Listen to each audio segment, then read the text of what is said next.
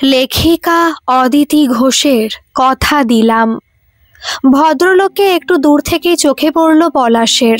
অনেকের মাঝেও পোশাক ও চুলটার জন্য বিশেষভাবে চেনা যায় ওনাকে। বেশিরভাগ দিন প্রায় একই ধরনের পোশাক পরেন উনি। ধবধবে সাদা চোস্ত পাজামার পাঞ্জাবি। লম্বা ফর্সা দোহারা চেহারার মানুষটার আর একটা বিশেষত্ব ওনার চুলে। ঘাড় পর্যন্ত নেমে আসা কোকড়া চুলের মাথাটা সহজেই দৃষ্টি কাড়ে। ফুলের সাজ কেনার জন্যই যে আজও উনি আসছেন সে ব্যাপারে নিশ্চিত পলাশ। ফুল কিনে যে রাস্তাটা ধরেন ভদ্রলোক সেটা চলে গেছে রেড লাইট এরিয়ার দিকে। ওই পাড়ায় যারা যান তাদের জন্য বাবু ডাকটাই সাধারণত প্রচলিত। তবু পলাশের ওনাকে বাবু না বলে ভদ্রলোক বলতেই ইচ্ছে হয়। অন্য সকলের থেকে ওনার ব্যবহার সম্পূর্ণ আলাদা। অন্যদের মতো তুই তোকারি করেন না উনি, কথা বলেন খুব ধীরে ধীরে। ভদ্রলোক মদ্যপান করেন কিনা জানে না পলাশ, তবু ওনাকে সেই অবস্থায় ভাবতে কষ্ট হয়। প্রথম দিন এসে বেশি করে গোলাপ দেওয়া একটা রজনীগন্ধার স্পেশাল মালা আর ফুলের তৈরি হাতের অলংকার, টিকলি, মুকুট মানে কনের সাজ পুরো নিয়ে গিয়েছিলেন। এরপর যে কদিন এসেছিলেন নানা ধরনের মালা ও অন্যান্য সাজ তৈরি করিয়ে নিয়ে গেছেন। কখনো বেলফুলের বা জুঁই ফুলের গোড়ে মালা, কখনো বা গাদার কয়েকটা মালার সঙ্গে সূর্যমুখী ও অন্যান্য ফুলের সমন্বয়ে তৈরি ফুলের তোড়া নিয়ে গেছেন। সঙ্গে অবশ্য অন্য সব বাবুদের মতো হাতে জড়ানোর জন্য বেলফুল বা জুঁই ফুলের সিঙ্গেল চেইনও একটা করে নিয়ে গেছেন। একটানা ৩-৪টে শনিবার আসার পর বেশ কিছুদিন আসেননি ভদ্রলোক। হঠাৎই একদিন এসে সোজা দোকানের ভেতরে ঢুকে পড়েছিলেন। পলাশের চৌকির সামনে দাঁড়িয়ে অন্যদের কান বাঁচিয়ে ফিসফিস করে বলেছিলেন, আমার শকুন্তলার তোমার তৈরি ফুলের সাজ ভারী পছন্দ হচ্ছে। সত্যি তুমি একজন ভালো শিল্পী। তবে এবার আমি যেমন অর্ডার দেব সেই মতো সাজ তৈরি করে দিতে হবে তোমাকে, আর সেগুলো চাই আগামী শনিবার সন্ধ্যায়। হবে তো? পলাশ প্যাড ও পেন বের করে বলেছিল, নিশ্চয়ই তৈরি করে দেব, বলুন কি চাই। উনি বলেছিলেন, একটু নতুনত্ব চাই। যেমন ধরো হলুদ রঙের গোলাপের সঙ্গে লাল গোলাপ ও নীল গোলাপ বা নীল রঙের কোনো ফুল দিয়ে তৈরি নেকলেস, ওই একই ফুল দিয়েই তৈরি কঙ্কন ও বাজুবন্ধ, কোমরের জন্য চন্দ্রহার আর মাথার জন্য ওই ৩ রকম ফুলের তৈরি টায়রা টিকলি একসাথে, আর খোপার জন্য মোটা একটা মালা। তবে সাদা কোনো ফুল ব্যবহার করবে না একদম। কি পারবে তো? পলাশ বলেছিল, পারবো। লাল গোলাপ, হলুদ গোলাপ আর নীল গোলাপ দিয়ে সেটটা করার চেষ্টা করব। যদি নীল গোলাপ না পাই তাহলে নীল কলমি বা অন্য কোনো নীল ফুল দিয়েও ম্যানেজ করা যাবে, কিন্তু পুরোটাই গোলাপ দিয়ে করলে ভালো হবে না সেটা। এই 3টে রঙেরই গাজরা ফুল পাওয়া যায়, ওগুলো ব্যবহার করব যেখানে দরকার সেখানে। তাছাড়া সব সময় গোটা ফুল ব্যবহার করি না আমি, পাপড়ি খুলেও কাজে লাগাই। এসব নিয়ে আপনার কোনো আপত্তি নেই তো? উনি বলেছিলেন, তুমি শিল্পী, তোমার দৃষ্টিতে যেটা সুন্দর লাগবে সেটাই করবে। বেশ, তবে আমার একটা প্রশ্ন ছিল, উত্তর দিলে আপনার ভালো হোক বা না হোক মন্দ যে হবে না সেটা আমি নিশ্চিত করে বলতে পারি। বেশ, শুনি তোমার কি প্রশ্ন। আমার মনে হচ্ছে আপনি নিশ্চয়ই এইভাবে কাউকে সাজিয়ে তার ছবি তুলতে চাইছেন। বিষয়টা যদিও একেবারেই আপনার ব্যক্তিগত, তবু বিশেষ কারণেই প্রশ্নটা করলাম। মজা করার ঢঙে ভ্রুভঙ্গি করে ঠোঁট টিপে হেসেছিলেন উনি। তাহলে আগে কারণটা শুনি, তারপর না হয় উত্তর দেব কিনা ভাবা যাবে। ওনার কথা বলার ভঙ্গিমায় একটা প্রশ্রয়ের ছোঁয়া ছিল, তাই পলাশ সাহস করে বলেছিল, আসলে এই 3টে ফুলের কম্বিনেশনে গহনা পরলে তার সঙ্গে কিন্তু রঙিন শাড়ি বা অন্য কোনো রংচঙে পোশাক মোটেই মানাবে না। সেই জন্য আপনার শকুন্তলাকে তখন সাদা পোশাক পরতে হবে, আর মাথায় যে ধরনের ফুলের গহনার কথা বললেন তার সঙ্গে খোপা না বেঁধে হালকা করে কয়েকটা মাত্র পাক দিয়ে লম্বা বিনুনি বাঁধলে ভালো লাগবে। সেই বিনুনিতে লাগানোর জন্য মালাটা হবে একটু অন্যরকম, টায়রার মতো করে চুলের পেছনের দিকে থাকবে সেটা, তার মধ্যিখান থেকে হবে লম্বা মালাটা। মালাটা চুলে না জড়িয়ে বিনুনির ওপর সেট করতে হবে মাঝে কয়েক জায়গায় বেঁধে। দাঁড়াও দাঁড়াও, ভাবতে দাও আমাকে। আর একটু ক্লিয়ার করে বুঝিয়ে দিল পলাশ চুলের সাজটা কেমন করে করতে চাইছে ও। এছাড়া আর একভাবেও মাথার গয়না পরানো যেতে পারে। সেটা কিভাবে শুনি? আপনি যদি ঘাগরা টাইপের পোশাক পরান তাহলে টায়রা টিকলির বদলে মাথার ওপর একটা ফুলের রাউন্ড শেপের গয়না পরাতে পারেন। রিংটা মাথায় সেট হয়ে থাকবে, তার ওপর ফুল ঝুলিয়ে ঝুলিয়ে কিছু কারুকার্য করা থাকবে। আর সেক্ষেত্রে খোপা বা বিনুনি না বেঁধে চুলটা সম্পূর্ণ এলো করে রাখলে বেশি ভালো হবে বলেই মনে হয়। ভদ্রলোক উচ্ছ্বসিত হয়ে পলাশের হাতটা ধরে ঝাঁকিয়েছিলেন। You are really great. তোমার ড্রেস কনসেপ্ট দারুণ দেখছি। আমি তো সাদা পোশাকের সঙ্গে পরানোর জন্যই এই ধরনের ফুলের সাজের কথা বলেছি, কিন্তু চুলটার ব্যাপারে ভাবিনি তো। কি করে এত সুন্দরভাবে ভাবলে তুমি? তুমি পড়াশোনা কতদূর করেছো জানি না, তবে তোমার চিন্তাধারা ও রুচিবোধের প্রশংসা না করে পারছি না আমি। বেশি দূর আর যেতে পারলাম কই। 7 বছর আগে উচ্চ মাধ্যমিক পাশ করেছিলাম, তারপর আর পড়া হয়নি। আঁকার শখ ছিল খুব, এখনো সুযোগ পেলে একটু আধটু আঁকি। সময় অবশ্য পাই খুবই কম। এখন তো দিনটা কেটে যায় এই ফুলের সাজ তৈরি করতে করতে। তবে কনসেপ্ট পাই বিভিন্ন সময় বিভিন্ন ছবির থেকে। যাই হোক, আমি কিন্তু আমার প্রশ্নের উত্তরটা এখনো পাইনি। ঠোঁটের কোণে হাসি টেনে ভদ্রলোক বলেছিলেন, তোমার অনুমান একেবারেই ঠিক। আচ্ছা, অর্ডারে আপনার নাম কি লিখব? উনি বলেছিলেন, নাম চাই বুঝি? ঠিক আছে, লেখো যাযাবর। তুমি ওই দিন সব রেডি করে রাখবে, কিন্তু আমি 6:30টার মধ্যে এসে নিয়ে যাব। পলাশ ঘাড় কাত করে সম্মতি জানিয়েছিল। পরের শনিবার উনি নির্দিষ্ট সময়ে এসেছিলেন। সেদিন দোকানে যথেষ্ট ভিড় ছিল। ফুলের গয়না আগেই সব ঠিকঠাক প্যাক করে রেখেছিল পলাশ। টাকা পেমেন্ট করে সেগুলো নিয়ে চলে গিয়েছিলেন উনি। সেদিন আর কোনো কথা বলেননি। উনি চলে যাওয়ার পর দোকান কিছুটা ফাঁকা হলে দোকানের মালিক চন্দন চাওলাদার বলেছিলেন, এত টাকার ফুলের গয়না কিনে কেউ যে বেশ্যা বাড়ি যেতে পারে সে কথা বাপের জন্মে শুনেনি বাপু। তারপর আর আসেননি উনি প্রায় 2 সপ্তাহ হয়ে গেল। আজ আবার আসছেন। অন্য দিনের মতোই সামনের সিগারেটের দোকানটায় দাঁড়িয়ে সিগারেট ধরালেন একটা। সিগারেট শেষ করে তারপরই এখানে আসবেন। কলকাতার প্রসিদ্ধ এলাকার বহুদিনের পুরনো এই ফুলের দোকানটায় প্রায় 7 বছর ধরে কাজ করছে পলাশ। তবে সেদিনের পলাশ আর আজকের এই পলাশের মধ্যে অনেক ফারাক। এখনও হয়ে উঠেছে একজন দক্ষ মালাকার। ওর হাতের তৈরি ফুলের মুকুট ও অন্যান্য সাজ কাস্টমারদের রীতিমতো নজর কাড়ে। এছাড়া ফুলের নানা ধরনের বুকের তৈরি করতে ওস্তাদও। ওর সুচারু হাতের শিল্প নৈপুণ্যে মুগ্ধ হয় বহু সম্ভ্রান্ত মানুষও। বাবা মারা যাওয়ার পর উচ্চ মাধ্যমিক পাশ করে যে কোনো একটা কাজের সন্ধানে গ্রাম থেকে যখন শহরে চলে এসেছিল পলাশ, তখন ওর বয়স সবে 19। চেষ্টা করেও তেমন কোনো স্থায়ী কাজ মেলেনি। এদিক সেদিক ঘোরাঘুরি করতে করতে শেষ পর্যন্ত জুটে যায় এই কাজটা। একই সঙ্গে কাজ ও আশ্রয় জুটে যাওয়ায় কিছুটা স্বস্তি পেয়েছিল পলাশ।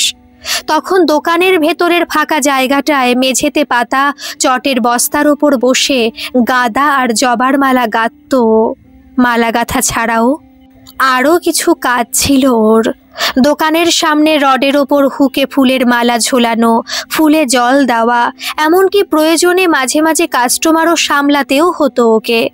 মালিকের বসার চেয়ারের সামনে ফুল সাজিয়ে রাখার জন্য সানমাইকা সেট করা একটা বিশাল বড় লম্বাটে টেবিল আছে। তার সামনের দিকটা রাউন্ড করে কাটা, তার ডান দিকে ক্যাশ বাক্স। দোকানের ভেতরে আরও 3টে কাঠের চৌকি আছে। একটার মধ্যে অর্ডারে জিনিস তৈরি করে রাখা হয়। একটা চৌকিতে বসে 2জন মালাকার রজনীগন্ধার ও বেল জুঁইয়ের মালা গাঁথে। আর যে চৌকিটার ওপর বসে পলাশ নিজে কাজ করে এখন, তখন এখানে বসে কাজ করত দোকানের প্রধান মালাকার মাঝবয়সী মহাদেব দাস।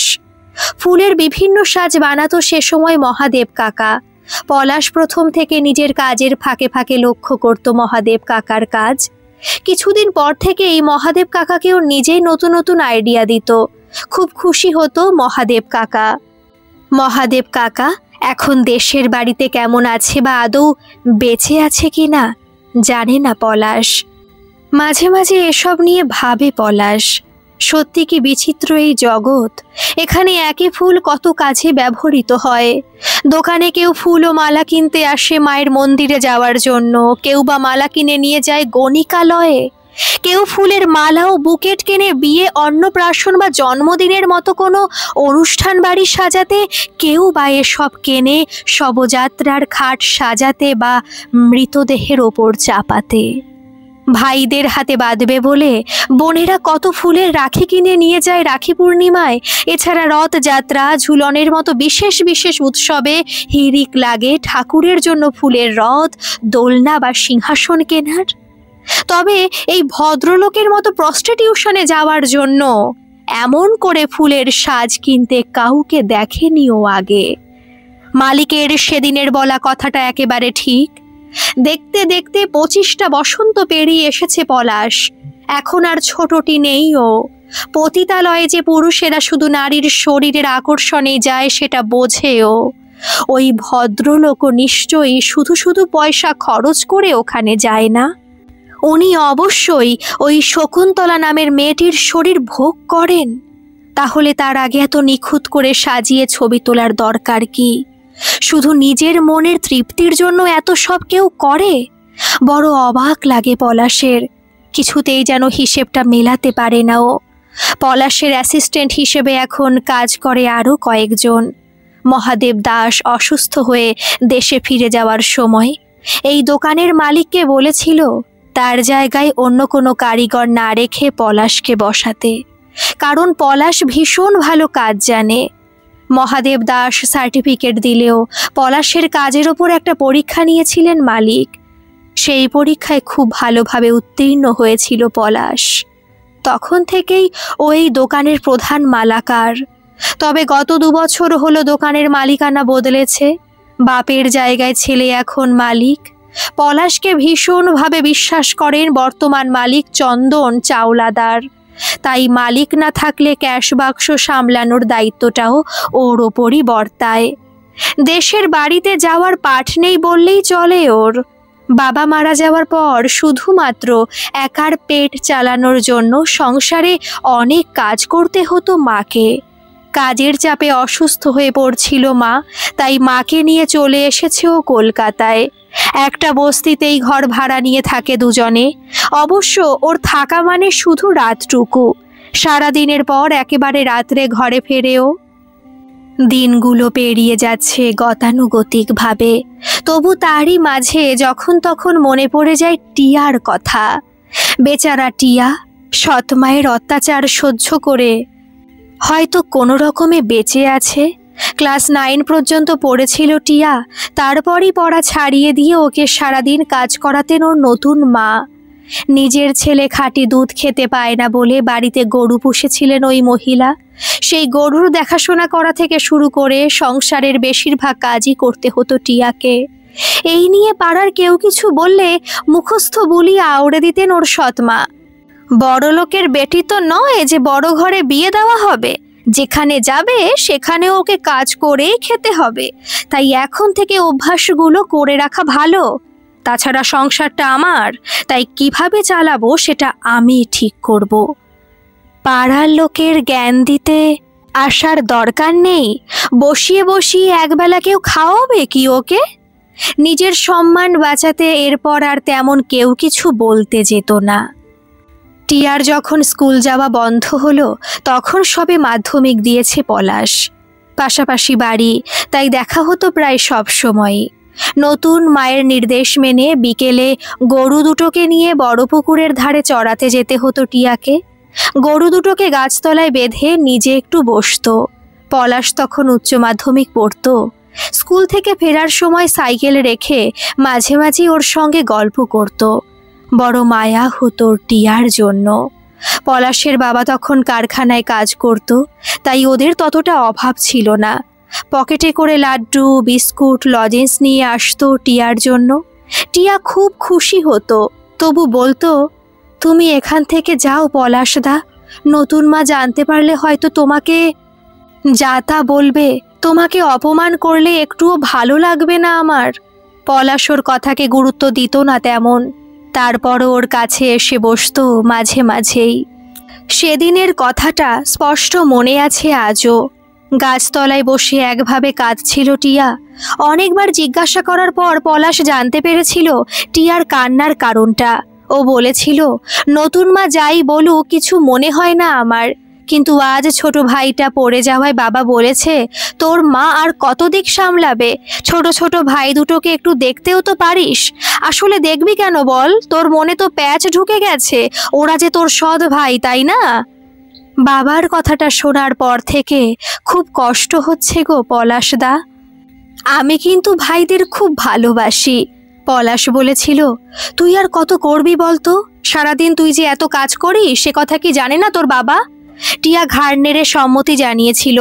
সবই জানে, আসলে নতুন মা দেখতে ভালো তো, তাই নতুন মায়ের সব কথাই শোনে বাবা। ধুর বোকা, দেখতে ভালো বলে কথা শোনে এটা হয় নাকি? তোকেও তো দেখতে ভালো, সারাদিন অত রোদে রোদে ঘুরে কাজ না করলে তোকে আরো অনেক সুন্দর দেখতে হতো। জানো পলাশদা, ভাই দুটোকেও খুব ভালোবাসে বাবা, আর আমাকে সারাক্ষণই বকে। আসলে যার মা নেই তার কেউ নেই গো। মাত্র 2 বছরের ছোট টিয়ার মাথায় হাত বুলিয়ে চোখের জল মুছিয়ে দিয়েছিল সেদিন পলাশ। বলেছিল, তুই চিন্তা করিস না, কেউ না থাক, আমি তো আছি। আমি বড় হলে তোর দায়িত্ব নেব, ততদিন একটু কষ্ট কর তুই টিয়া। কান্না ভুলে হেসেছিল টিয়া। তুমি আমার দায়িত্ব কি করে নেবে গো? তুমি কি আমায় বিয়ে করবে? পলাশ বলেছিল, তুই চাইলে সেটাই করব। টিয়ার মুখটা খুশিতে উজ্জ্বল হয়ে উঠেছিল। বলেছিল, জানো পলাশদা, আমার না সব্বাইকার থেকে তোমাকেই বেশি ভালো লাগে। তুমি সত্যি আমাকে বিয়ে করবে তো? আবেগে আপ্লুত হয়ে পলাশ ওর হাত দুটো ধরেছিল। কথা দিলাম, তোকে ছাড়া আর কাউকে বিয়ে করব না। বড় হয়ে নিজে রোজগার করতে শুরু করলেই টিয়াকে বিয়ে করবে, সেই রকম ইচ্ছা ছিল পলাশের। কিন্তু ওর ভাগ্যদোষে তারপরই সব ওলটপালট হয়ে গিয়েছিল। কিডনির অসুখে পড়ে শয্যাশায়ী হলো বাবা। 1 বছর ভুগে মারা গেল পলাশের উচ্চ মাধ্যমিক পরীক্ষা দেওয়ার 3-4 মাস আগেই। শুরু হলো কাকাদের খবরদারি। পলাশকে তখনই পড়া ছেড়ে দিয়ে কাজ জোটাতে বলেছিল কাকারা। শেষ পর্যন্ত মায়ের অনুরোধে পরীক্ষাটা দেওয়া অবধি অপেক্ষা করেছিল। তারপরে জানিয়েছিল অত বড় ছেলেকে বসিয়ে বসিয়ে খাওয়াতে পারবে না তারা। ওর খাওয়া নিয়ে রোজই খোঁটা দিত কাকিমারা। সেসব শুনে মা কাঁদত। তাই মাকে একটু শান্তি দিতে কয়েকদিনের মধ্যেই কলকাতায় চলে এসেছিল কাজের সন্ধানে। তারপরে শুরু হয়েছিল ওর বেঁচে থাকার লড়াই। নিজে এখানে পড়ে থাকলেও মায়ের জন্য চিন্তা হতো খুব। তবে 1.5 বছর পরই প্রধান মালাকার হিসেবে কাজ শুরু করে ওর পারিশ্রমিক অনেকটাই বেড়ে গিয়েছিল। তখনই মাকে আনতে গিয়েছিল পলাশ। গ্রামে গিয়ে দেখা হয়নি টিয়ার সঙ্গে। মায়ের কাছে জানতে পেরেছিল ওর খবর। টিয়ার নতুন মা নাকি ভালো হয়ে গেছে, টিয়াকে দিয়ে আর তেমন কাজ করায় না, ওর বিয়ে দেবে বলে ঠিক করেছে। মাঝে মাঝে দেখতে আসে পাত্রের বাড়ির লোকজন। রং কালো হয়ে যাবে বলে টিয়াকে একদমই বাইরে বের হতে পর্যন্ত দেয় না। কথাটা একেবারে বিশ্বাস হয়নি পলাশের। মনে হয়েছিল অতিরিক্ত পরিশ্রমের ফলে নিশ্চয়ই অসুস্থ হয়ে পড়েছে টিয়া। ওর হয়তো বাড়ি থেকে বার হওয়ার শক্তিটুকুও নেই। কিন্তু সব বুঝেও চুপ করে থাকতে হয়েছিল ওকে। নিজের সীমিত ক্ষমতা নিয়ে কিছুই করার ছিল না তখন ওর। তাই বুকের মধ্যে অনেক কষ্ট চেপে রেখে চলে এসেছিল মাকে নিয়ে। তারপর পেরিয়ে গেছে 5 বছরেরও বেশি সময়। এর মধ্যে টিয়ার কোনো খবর জানতে পারেনি পলাশ। যেখানে নিজের বাড়ির লোকেদের সঙ্গে কোনো সম্পর্ক নেই কোনো, সেখানে অন্যের বাড়ির খোঁজ পাবে কি করে?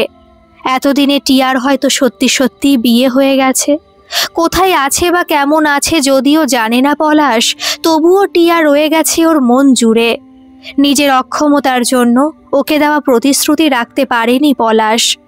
এখন শুধু ঈশ্বরের কাছে প্রার্থনা করে যেখানেই থাকুক ও যেন ভালো থাকে। দোকানে ঢুকেই ভদ্রলোক পলাশের দিকে এগিয়ে এলেন। উনি অর্ডার দেওয়ার সময় নিজের নাম যাযাবর বলেছিলেন। সেটা বিশ্বাস হয়নি পলাশের। ওটা ওনার ছদ্মনাম হলেও হতে পারে, তবে আসল নাম কখনোই নয়। উনি বললেন, কি খুব ব্যস্ত নাকি? পলাশ হাসল। ওই যেমন থাকি আর কি। তোমাকে দেখানোর জন্য আজ দুটো জিনিস এনেছি। কি এনেছেন? দুটো ছবি, দুটোই আমার শকুন্তলার।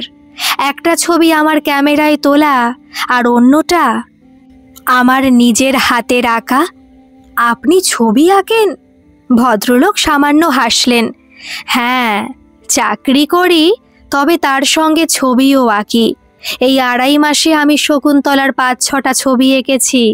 তবে তোমাকে দেখাবো সেই ছবিটা যেটাতে তোমার তৈরি ফুলের গয়নার সাজে সাজিয়ে তুলেছিলাম শকুন্তলাকে। সামনে ছড়ানো ফুল ও নানা সরঞ্জাম দুপাশে ঠেলে সরিয়ে রেখে কৌতূহলে সামনে সরে এলো পলাশ। কই দেখি। হাতের ব্রিফকেসটা পলাশের কাজের চৌকির ওপর রেখে ছবি দুটো বার করলেন উনি। ছবি দুটো পাশাপাশি রেখে অবাক হয়ে তাকিয়ে রইল পলাশ। ক্যামেরায় তোলা ছবির সঙ্গে কোনো অমিল নেই ওনার আঁকা ছবির। সাদা ঘাগরা ও কাচুলি পরেছে মেয়েটি, তার সঙ্গে ওর তৈরি গলার হার, হাতের কানের ফুলের সাজ, চন্দ্রহার, মাথার গয়না, সবকিছু মিলিয়ে অপূর্ব সুন্দর লাগছে ওনার শকুন্তলাকে। পলাশ বলল, অসাধারণ, দারুণ সুন্দর আঁকেন তো আপনি। তার মানে আপনার চাকরিটাও আর্ট নিয়েই? আপনি একজন প্রফেশনাল আর্টিস্ট, তাই তো? ভদ্রলোক ঘাড় নেড়ে সম্মতি জানালেন। ছবিগুলোর দিকে পলকহীন তাকিয়ে থাকতে থাকতে পলাশের কপালে চিন্তার রেখা স্পষ্ট হলো। ভীষণ চেনা চেনা লাগছে মুখটা। চোখের ওপর খুব কায়দা করে আইলাইনার লাগানো হয়েছে, তাই অরিজিনাল চোখটা কেমন ঠিক বোঝা যাচ্ছে না। কিন্তু নাক ও থুতনির ভাঁজের আদলটা বড় চেনা। কোথায় যেন দেখেছে। কোথায় কোথায়? বড় অস্থির লাগছে পলাশের। হঠাৎ এনলার্জ করা ফটোটার ওপর ঝুঁকে পড়ে পাগলের মতো কিছু যেন খুঁজতে লাগলো পলাশ। ভদ্রলোক ছবি দুটো গুটিয়ে নিতে যেতেই পলাশ হাত জোড় করল। দয়া করে আমাকে আর একটু দেখতে দিন না ছবি দুটো। ভদ্রলোক হাসলেন। কেন বলো তো? তোমাকে বেশ বিচলিত লাগছে। তুমি কি ওর সাজের মধ্যে কোনো খুঁত খুঁজে পেয়েছো? পলকহীন তাকিয়ে থাকতে থাকতে পলাশ বলল, এর নাম শকুন্তলা? হ্যাঁ, কিন্তু তুমি আজ আমার শকুন্তলাকে নিয়ে এত উদ্গ্রীব হয়ে পড়লে কেন? সেটাই তো বুঝতে পারছি না। তুমি কি কখনো ও পাড়ায় গিয়েছিলে? সে অবশ্য যেতেই পারো, সবাই তো যায়। ভদ্রলোকের কোনো কথা কানে ঢুকছে না পলাশের। ও ঘোরের মধ্যে বলল, আপনার কাছে আর কোনো ছবি, মানে মেকআপ ছাড়া কোনো ছবি নেই আপনার শকুন্তলার? হ্যাঁ আছে, প্রথম দিন ক্যামেরায় তুলেছিলাম। প্লিজ একটু দেখান না সেটা। সেটা তো আমার কাছে এখন নেই। নেই না? আচ্ছা, আপনি আর যাবেন না ওখানে? ও, এখন দেখছি তোমাকে ছবিগুলো দেখিয়ে ভুলই করেছি আমি। তুমি যেন একটু বেশি রিয়াক্ট করছো। এত প্রশ্ন করবে জানলে। ভদ্রলোকের পায়ের কাছে বসে পড়ে ওনার পা দুটো জড়িয়ে ধরল পলাশ। আর শুধু একটা প্রশ্ন করব, দয়া করে সেটার শুধু উত্তর দিন। কপালের বাদিকে কানের ওপরেই একটা দাগ আছে কি ওর? লক্ষ্য করে থাকলে বলুন না প্লিজ। মুহূর্তে বদলে গেল ভদ্রলোকের মুখের চেহারাটা। দোকানের অন্যান্য কর্মচারী থেকে খরিদ্দার সকলের দৃষ্টি এখন ওদের দুজনের দিকে। চন্দন চাওলাদার নিজের চেয়ার ছেড়ে উঠে এসে বললেন, কি ব্যাপার বলুন তো? পলাশ কি কোনো গড়বড় করেছে? পলাশের মনের মধ্যে যে একটা বড় রকম ঝড় উঠেছে সেটা আন্দাজ করতে পারছেন ভদ্রলোক। পরিস্থিতি সামাল দিতে উনি বললেন, না না, তেমন কিছু করার মতো মানুষই নয় ও। আর ওর হাতের কাজের তো কোনো তুলনাই হয় না। আমরা অন্য একটা ব্যাপার নিয়ে আলোচনা করছিলাম। আপনি যদি ওকে কিছুক্ষণ সময়ের জন্য একটু ছাড়েন, তাহলে আমরা অবশ্য বাইরে গিয়ে কথা বলতে পারি। চন্দন বললেন, সে যাই হোক, তবে কারো অর্ডারের জিনিস পেতে যেন অসুবিধা না হয়। পলাশ তাড়াতাড়ি বলল, না না, ওসব কোনো অসুবিধা হবে না দাদা, আমার অর্ডারি জিনিস সব বানানো হয়ে গেছে। চন্দন চাওলাদার বললেন, তবে যাও। মালিকের পারমিশন পেয়েই চটি দুটো পায়ে গলিয়ে ভদ্রলোকের পিছু পিছু দোকান থেকে বেরিয়ে এলো পলাশ। পলাশকে নিয়ে একটা চায়ের দোকানে গিয়ে বসেছেন ভদ্রলোক। উনি জানালেন ওনার পতিতালয়ে যাওয়ার উদ্দেশ্যই ছিল শুধুমাত্র ছবি আঁকা। নারীর শরীর ভোগ করার কোনো ইচ্ছা নেই ওনার। উনি একজনকে ভালোবাসেন, সেও আর্টিস্ট, একই জায়গায় চাকরি করেন, বিয়ে করবেন তাকেই। তবে কবে করবেন সেটা এখনো ঠিক করে উঠতে পারেননি। উনি একজন গণিকার ছবি আঁকতে চেয়েছিলেন বিশেষ উদ্দেশ্য নিয়ে।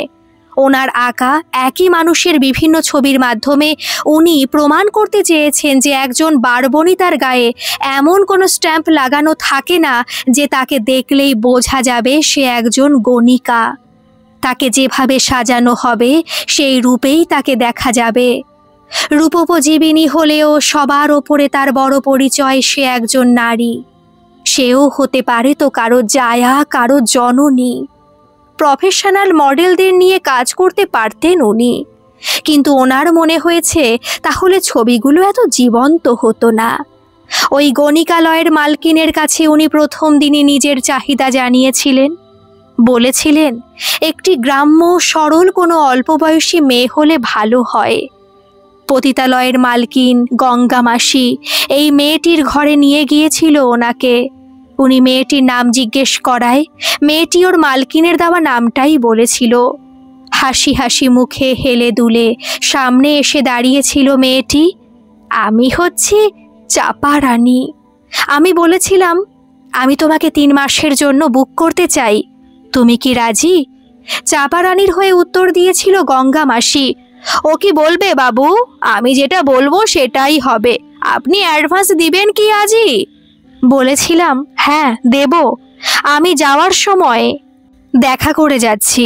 গঙ্গা মাসি নিশ্চিত হয়ে চলে গিয়েছিল। আমি চাপা রানীর খাটে বসতেই আমার দিকে এগিয়ে এসে ঘনিষ্ঠ হওয়ার চেষ্টা করছিল। দোষ ওর নয়, ওদের প্রফেশনের জন্য এমনটাই শেখানো হয় ওদের। পরিস্থিতি বুঝে আমি তখনই বলেছিলাম, দাঁড়াও, তোমার সঙ্গে আমার কিছু কথা আছে। অন্য সবাই যে কারণে এখানে আসে আমি কিন্তু সেই কারণে আসবো না। আর রোজ তো নয়, যেদিন ইচ্ছে হবে সেদিন আসবো। এই সময়টুকুর জন্য তোমার নাম রইল শকুন্তলা, আমি এই নামেই ডাকবো তোমাকে। শকুন্তলা বলেছিল, বুঝেছি, কাপড় জামা সব খুলে ছবি তুলবেন তাই তো? আমার পাশের ঘরে ফুলিকে নিয়ে ওরকম করেছিল। আমি রোগা বলে সে মিনসে বাদ দিয়েছিল আমাকে। বলেছিলাম, না, আমি তা করব না, আমি তোমাকে নানাভাবে সাজিয়ে ছবি তুলব। তবে সেই কথা তুমি কারো কাছে ভুলেও গল্প করে বলবে না। সাজগোজের কথা শুনে আনন্দে চিকচিক করে উঠেছিল শকুন্তলার চোখ দুটো। বলেছিল, কাউকে বলবো না, শুধু তার জন্যই তুমি টাকা দেবে মাসিকে? বলেছিলাম, হ্যাঁ সেই জন্যই। পতিতালয়ের একটা 20-21 বছরের মেয়ের পক্ষে কথাটা বিশ্বাস করা কষ্টকর ছিল। না না, 21 নয়, ওর বয়স এখন 23। ভদ্রলোক বললেন, কার বয়স 23? কোনো উত্তর না দিয়ে চুপ করে রইল পলাশ। পলাশের চোখ দুটো জলে ঝাপসা হয়ে এসেছে, বুকের ভেতরটা উথাল পাথাল করছে। ওর কেবলই মনে হচ্ছে শকুন্তলা বা চাপারানী আর কেউ নয়, সে নিশ্চয়ই ওর টিয়া। ওর দিকে চোখ যেতেই ভদ্রলোক তৎক্ষণাৎ নিজের কথা থামিয়ে দিলেন। আরে আমি তো নিজেই বকে যাচ্ছি, এলাম তো তোমার কথা শুনতে। আমার কথা নয়, শুনবেন আমার টিয়ার কথা। উনি বললেন, বেশ বলো। আধ ঘন্টা সময় ধরে সংক্ষেপে টিয়ার সম্বন্ধে সব কথা বলার পর ওর কপালের বাদিকের কাটা দাগটার প্রসঙ্গে এলো পলাশ। টিয়া আমার থেকে 2 বছরের ছোট, তবুও একসঙ্গে খেলতাম আমরা। বছর 5-6 বয়সে লুকোচুরি খেলতে খেলতে ইটের ওপর পড়ে ওর বাদিকের কপালটা অনেকটা গর্ত হয়ে কেটে গিয়েছিল। তখন টিয়ার মা বেঁচে ছিল, ওর বাবা কাজে গিয়েছিল। মাথার ফাটাটা যাহোক করে বেঁধে ওকে কোলে নিয়ে ওর মা ছুটেছিল গ্রামের প্রাথমিক স্বাস্থ্য কেন্দ্রে। সেলাই পড়েছিল বেশ কয়েকটা। ওকে ব্যান্ডেজ বাঁধা অবস্থায় শুয়ে থাকতে দেখে আমি কেঁদে ফেলেছিলাম। তাই সেই কাটা দাগটা খুঁজছিলাম আমি। বলুন না, আছে কপালের বাদিকে কোনো কাটা দাগ? ভদ্রলোক স্মার্টফোনটা অন করে অ্যালবামে এলেন। পলাশকে বললেন, এখানে বেশ কয়েকটা ফটো আছে, এগুলো দেখে খুঁজে পাও কি দেখো। সব ছবিগুলো 2-3 বার করে দেখলো পলাশ, কিন্তু কাটা দাগ চোখে পড়ল না। সব ফটোতেই কপালের অর্ধেকটা অংশ চুলে ঢাকা। তবুও মুগ্ধ বিস্ময়ে ছবিগুলো দেখতে লাগলো পলাশ। কোনোটা লাল বেনারসি পরা কনের সাজে তোলা ছবি, কোনোটায় ডুরে শাড়ি পরে ঘোমটা দেওয়া লজ্জাবতী গ্রাম্য বধূ, কোনোটায় আশ্রম কন্যা শকুন্তলার মতো ফুলের সাজে সজ্জিত সে, আবার কোনো ছবিতে সে স্নেহময়ী মা, তোয়ালে জড়ানো ছোট্ট একটা শিশুকে বুকের কাছে চেপে ধরে আছে ও পরম স্নেহে। পলাশ উদ্বিগ্ন গলায় বলল, বাচ্চাটা কার? ভদ্রলোক হাসলেন, ওটা একটা বড়সড় পুতুল, আমি উপহার দিয়েছি ওকে ওটা। আসলে আমি ওকে কথা দিয়ে কথা রাখতে পারিনি বলে খুব কষ্ট হয়। আপনি আমাকে নিয়ে যাবেন ওর কাছে? আমার কন্ট্রাক্টের মেয়াদ শেষ হতে আরও 10 দিন দেরি আছে। আগামী শনিবারে রাস্তার মোড়ে দাঁড়িয়ে থেকো তুমি সন্ধে 7টায়, আমি নিয়ে যাব তোমাকে। কারণ আমার মনও বলছে ও তোমার টিয়া ছাড়া আর কেউ নয়। টিয়াকে শনিবার দিন দেখতে পাবে সেই আশা বুকে নিয়ে দোকানে ফিরে এলো পলাশ। 7টা দিনকে যেন মনে হচ্ছে 7টা বছর। অপেক্ষায় অপেক্ষায় 6টা দিন কেটে গেছে পলাশের। আগামীকাল শনিবার, কাল ওকে সঙ্গে করে নিয়ে যাবেন ভদ্রলোক সেই বিশেষ জায়গায়। নিজের নাম না বললেও নামের আদ্যক্ষর বলেছেন উনি। পলাশের কাছে উনি এখন SM। পরের দিনই ফোন করেছিলেন SM। জানতে চেয়েছিলেন যদি মেয়েটি সত্যিও টিয়া হয় তাহলে কি করবে পলাশ। পলাশ পরিষ্কার জানিয়েছিল প্রতিশ্রুতি মতো ওকে বিয়ে করবে সে। উনি বলেছিলেন, তোমার সমাজ আছে, তাছাড়া তোমার মা ওর সম্বন্ধে সবকিছু জানতে পারলে মেনে নেবে ওকে। পলাশ দৃঢ়তার সঙ্গে বলেছিল, আমার সমাজ বলে কিছু নেই, তাই সমাজের কথা আমি ভাবি না, তবে আমি সুখী হব জানলে মা অবশ্যই মেনে নেবে। SM বলেছিলেন, শুনে খুব খুশি হলাম। SM মানে কি হতে পারে সে নিয়ে মাথা ব্যথা নেই পলাশের, কারণ ওনার পরিচয় নামে নয় কাজে পেয়েছে পলাশ। উনি শুধু একজন বড় শিল্পী নন, একজন বড় মনের মানুষ। উনি পলাশের জন্য যা করতে চলেছেন তার কোনো তুলনা হয় না। কোনো কিছুর বিনিময়ে ওনার ঋণ শোধ করা যাবে না। সব কিছু প্ল্যান মাফিক হলে হয়তো ওখান থেকে কালই উদ্ধার করতে পারা যাবে টিয়াকে। এখন শুধু সময়ের অপেক্ষা। আজ থেকে 3 দিনের জন্য ছুটি নিয়েছে পলাশ। বাড়িতে রয়েছে বলে সেই সুযোগে নিজের ঘরটাকে একটু গুছিয়ে নিচ্ছে। মাকে সমস্তটা জানিয়েছে পলাশ। পলাশের মা বলেছেন, টিয়া স্বেচ্ছায় কোনো অন্যায় করেনি, ও তো মানুষের লোভের শিকার হয়েছিল। আমি ওকে বৌমা হিসেবে মেনে নেব। এখন মায়ের কীর্তিকলাপ দেখে অবাক না হয়ে পারছে না ও। এখনও জানে না পলাশ শেষ পর্যন্ত কি ঘটবে। এদিকে সকাল থেকেই মা ব্যস্ত হয়ে পড়েছে পলাশের বউকে বরণ করার জন্য বরণডালা সাজাতে, এমনকি নিজের বিয়ের বেনারসিটাও বার করেছে আলমারি থেকে। টিয়াকে শেষ দেখেছে পলাশ 7 বছর আগে, তখন ও ছিল কিশোরী, এখন যৌবনপ্রাপ্তা এক নারী। ছবিগুলোতে কি অপূর্ব লাগছে ওকে, তবে ওর মুখের সেই সারল্য রয়ে গেছে আজও। ওকে অপবিত্র বলে একবারও মনে হচ্ছে না পলাশের। দিনটা উত্তেজনায় ছটফট করেই কেটে গেছে। সন্ধে হতেই রাস্তার মোড়ে এসে দাঁড়িয়েছে পলাশ। ওর অপেক্ষার অবসান ঘটিয়ে SM এলেন ঠিক সময়ে।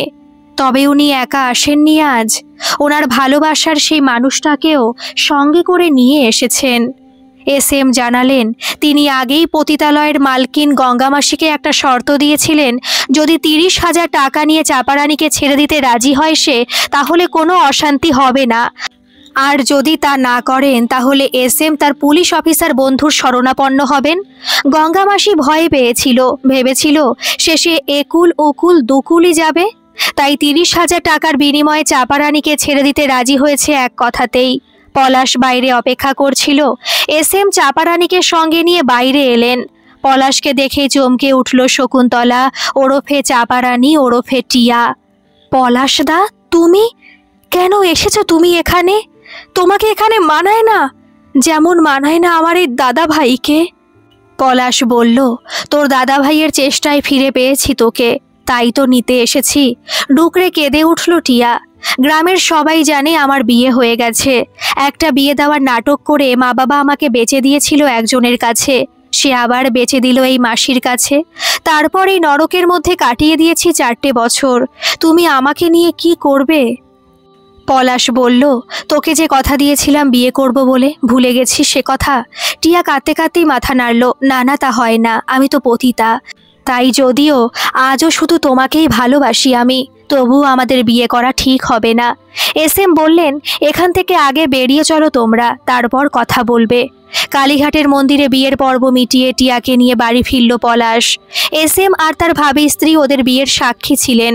ওদের ট্যাক্সিতে চাপিয়ে দিয়েই চলে গেছেন তারা। তবে যাওয়ার আগে এস এম এর ভাবি স্ত্রী ওদের দুজনের হাতে আশীর্বাদ স্বরূপ 10,000 টাকা করে দিয়ে গেছেন।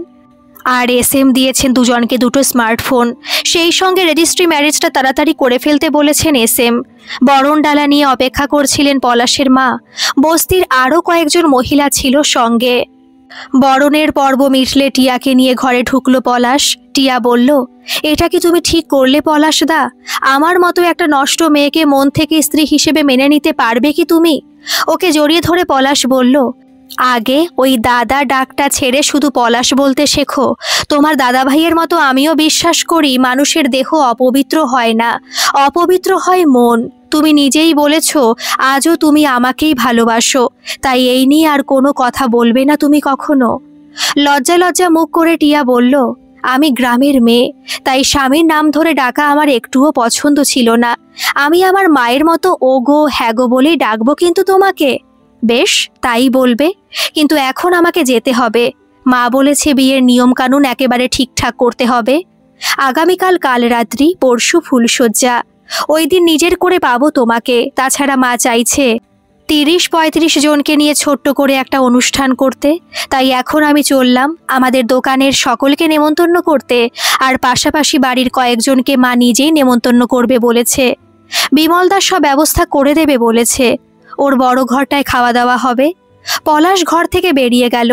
অনেকদিন পর আজ যেন প্রাণ ভরে শ্বাস নিল টিয়া। ওই নরক থেকে যে জীবনে মুক্তি পাবে তা কখনো স্বপ্নেও ভাবেনিও। এত সুখ লেখা ছিল ওর কপালে। ওর কাছে যিনি ঈশ্বর, সেই দাদাভাইয়ের উদ্দেশ্যে দুহাত তুলে প্রণাম জানালো টিয়া। মনে মনে মাথা নত করল স্বামীর উদ্দেশ্যেও। এভাবে কথা দিয়ে কথা রাখতে পারে কজন? টিয়ার কাছে ওরাই তো ভগবান। গল্পটি কেমন লাগলো অবশ্যই কিন্তু কমেন্ট করে জানাবেন, আর ভালো লাগলে একটা সাবস্ক্রাইব করে আমার পাশে থাকবেন। ধন্যবাদ।